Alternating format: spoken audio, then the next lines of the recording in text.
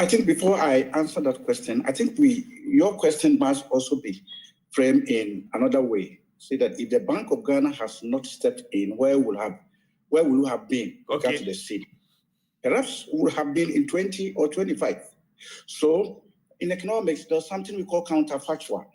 So if the problem is coming and they don't even step in at all, perhaps we would have been in the hundreds. Maybe it is because of the fact that they have stepped in with the policy rate, using the policy rate to at least be able to bring some of these. Sorry for a very rude intervention.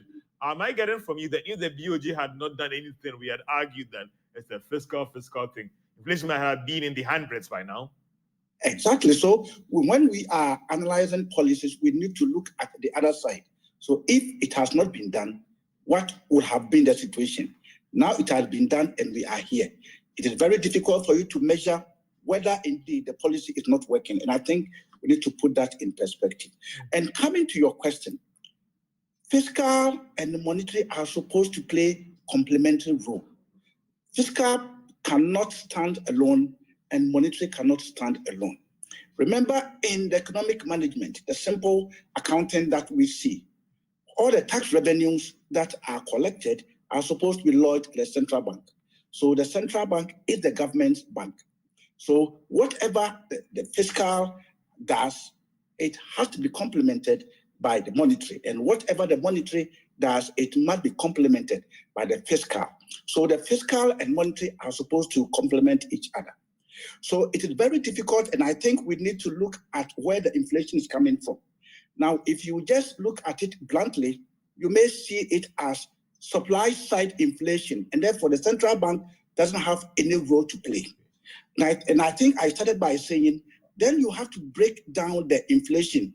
Where is the inflation coming from?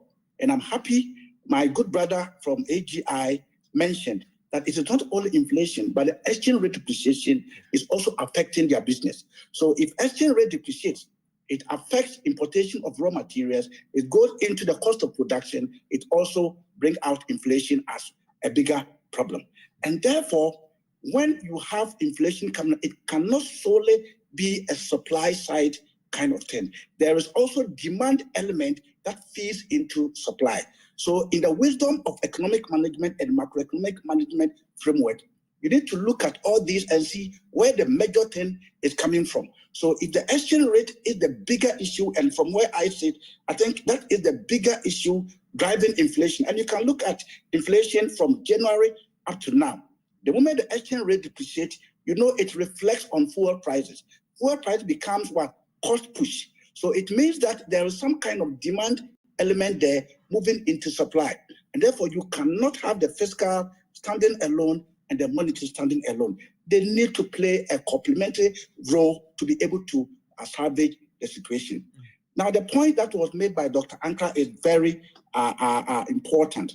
I don't think the central bank is sitting down without looking at it. I think many of these measures have come up that the central bank supervision should also look at how they can manage the forex. I think I'm on record to have said that it looked like Ghana might be the only country where you can walk into Forex Bureau and change your dollar or CD without being asked of any identity.